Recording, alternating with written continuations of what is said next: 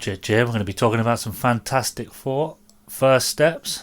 Seems to be getting a lot of grief from all angles this week. We've been seeing YouTubers in the media actually agreeing on some things, which is quite a rarity.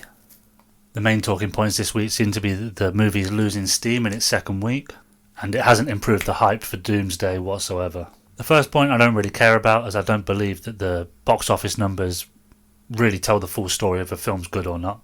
It shows how successful it was, but not always how good it was. The second point, though, I agree with wholeheartedly. We'll get into that in a bit.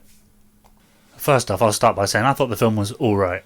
By alright, I don't mean a nice medium all the way through. I mean there's some things that I thought were good and some things I thought were terrible. So let's get the negative stuff out of the way first. There's one particular bit of casting that I thought would be the downfall of the movie, and I was completely wrong. And that was Julia Garner as Silver Surfer. If I had to hazard a guess, it probably did put a few people off going to see it. After watching it, I thought she was fine, I thought she did a great job. I can see why they made the choice. It let us see a side of Johnny where he's still a ladies' man, but he wasn't too over the top. You're probably thinking, who was the bad casting then? And it's Pedro Pascal as Reed Richards. It's not that he's terribly suited for the role, but we already know there's people better suited for the role. If that was the only issue, I could deal with that, but it's not the only issue. Like with a few of his projects in recent times, it just feels like he's checked out and doesn't want to be there anymore. Now I know he isn't a bad actor, I've seen him do a good job. It makes it even tougher to watch him out there showing the acting range equivalent to that of Bluetooth. Extremely limited and rarely connects. The rest of the cast though I think did a fine job. On the subject of Reed Richards while we're here, it would have been nice to see him use his powers in a few more creative ways. I feel they all could have had a few more moments to shine in some of the action scenes. Okay, nearly got all the negative bits out of the way. The next part would be the plot. The whole overarching plot, it's fine. No issues with it. But there's one scene that just took me out of the movie completely. And that was Sue Storm's speech to the world. Bit of a spoiler here. I'm not sure which reality they're living in, but it's so far removed from our reality that it's just unrelatable.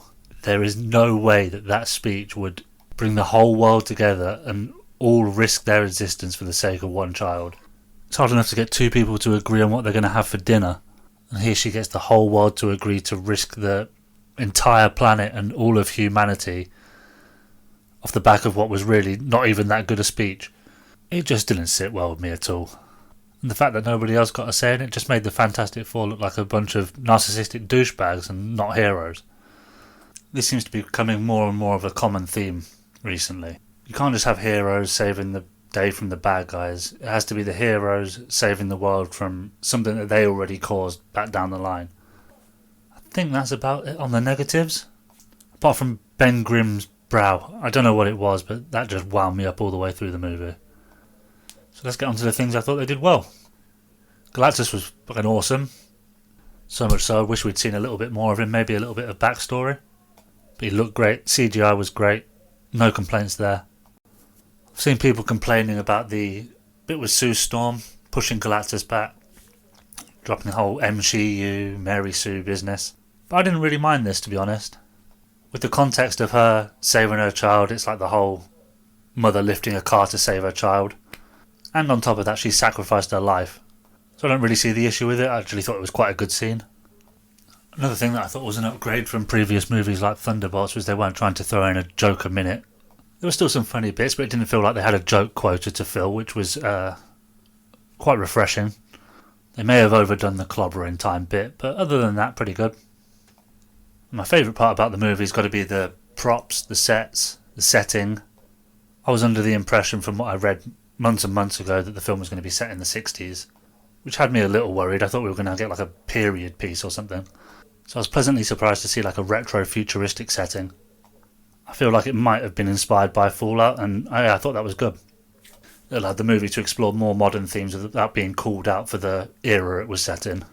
My favourite thing about the movie will be the design of the streets, both cities and towns, both the sets and the CGI.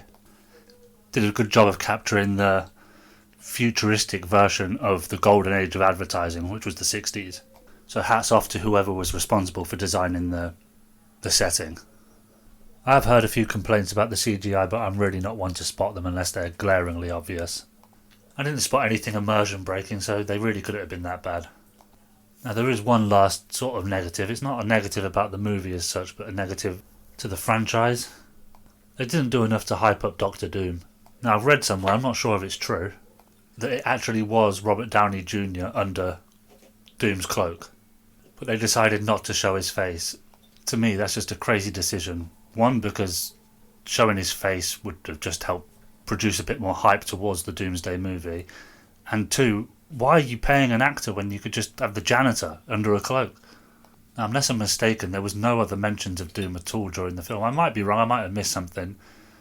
But I feel Doom deserves a bit more of a build-up than this. Now, I believe there's a couple more projects that are going to come up before Doomsday, which I guess could build him up some more. I'm not sure how they will if Fantastic Four's set in a different reality.